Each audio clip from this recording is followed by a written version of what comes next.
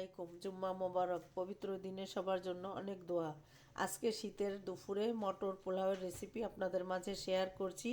পরিবারের জন্য রান্না করেছিলাম, তার থেকেই আপনাদের মাঝে শেয়ার করলাম। এখানে 1 কাপ পরিমাণ মটরশুঁটি। মটরশুঁটিটা আমার গত বছরের ফ্রোজেন। দিয়ে একটু ঘি দিয়ে দিলাম, দিয়ে 1/2 কাপ পরিমাণ তেল দিয়ে মটরশুঁটিটা একটু ভেজে তুলে নিলাম।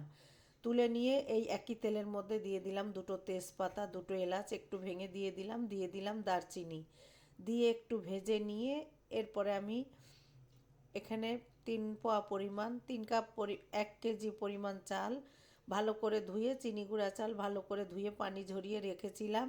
এবার এই চালটা দিয়ে বেশ কিছু সময় একটু ভেজে নিলাম, আর উপর থেকে কিছুটা কিশমিশ দিয়ে দিলাম, স্বাদ মতো লবণ আর সামান্য বাদাম কুচি দিয়ে আর আদা রসুন বাটা একসঙ্গে এটা দিয়ে দিলাম। দিয়ে খুব ভালো করে নাড়াচাড়া করে চালটা যখন প্যান থেকে ছেড়ে এসছে এ পর্যন্ত আমি ভেজে নিয়েছি। ভেজে নিয়ে এখানে আমি 1 কেজি চালের জন্য 6 কাপ পরিমাণ পানি দিয়েছি, আর এখানে আমি 1 কাপ পরিমাণ লিকুইড দুধ দিয়ে দিলাম। দুধটা দেওয়ার কারণে এই পোলাওটা কিন্তু ধবধবে সাদা হবে। এবার সমস্ত উপকরণ খুব ভালো করে নাড়াচাড়া করে মিশিয়ে দিয়ে আমি ঢাকনা দিয়ে জাল করে নিয়েছি মিডিয়াম হিটে 10 মিনিট। 10 মিনিট জাল করার পরে ঢাকনা তুলে আবার কিছু সময় নাড়াচাড়া করে জাল করে নিয়েছি। জাল করে নিয়ে ঢাকনাটা তুলে আমি আরও কিছুটা নাড়াচাড়া করে দিয়ে যখন টকবক করে ফুটতে শুরু করেছে এই পর্যায়ে আমি আরও কিছু উপকরণ এখানে অ্যাড করব। আর শীতের সময় এই মটর পোলাওটা যে কি অসাধারণ লাগে। সাথে ছিল ঝাল রোস্ট আর মটর পোলাও। আর এটা কিন্তু দেখে কোনো বোঝার উপায় নেই যে মটরশুঁটিটা আমার গত বছরের।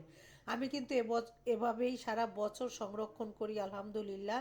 মটরশুঁটিটা দিয়ে খুব ভালো করে নাড়াচাড়া করে দিয়ে মিশিয়ে দিলাম। মিশিয়ে দিয়ে আমার চুলাটা কিন্তু একদম লো হিটে আছে। এখানে আমি কিছুটা ঘি অ্যাড করলাম। ঘিটা দিয়ে এবার দিয়ে দিলাম আমি ইনস্ট্যান্ট একটু মাওয়া তৈরি করেছিলাম ঘি গুঁড়ো দুধ দিয়ে, এটা দিয়ে দিলাম পেঁয়াজের বেরেস্তা দিয়ে, এখানে বাদাম কুচি দিয়ে দিলাম, দিয়ে ঢাকনা দিয়ে একদম চুলা অফ করে দমে রেখে দিয়েছিলাম 20 মিনিটের মতো। 20 মিনিট পরে আমি পরিবেশন করে দেখিয়ে দিচ্ছি। আর এই মটর পোলাওটার সাথে ছিল দেশি মুরগির ঝাল রোস্ট, যেটা দিয়ে আমি এই মটর পোলাওটা পরিবেশন করেছিলাম। আর এই ভিডিওটা পুরোটা দেখে আপনারা সুন্দর একটা কমেন্ট করবেন, আমার মটর পোলাওটা কেমন হলো কমেন্টের মাধ্যমে জানাবেন।